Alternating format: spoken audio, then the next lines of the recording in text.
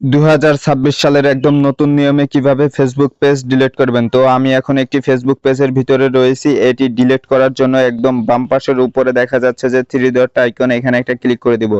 এখন হচ্ছে ফেসবুক পেজটি ডিলিট করার জন্য এই সেটিংস এন্ড প্রাইভেসি এই অপশনটার উপরে একটা ক্লিক করে দিব।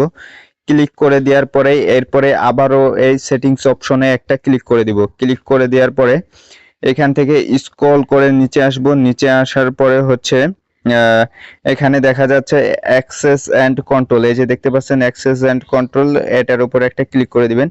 ক্লিক করে দেওয়ার পরে একদম নিচে দেখা যাচ্ছে যে ডিলিট পেজ, মানে এটা পার্মানেন্টলি একদম পেজটি ডিলিট হয়ে যাবে। এরপরে কন্টিনিউ বাটনে একটা ক্লিক করে দিবেন।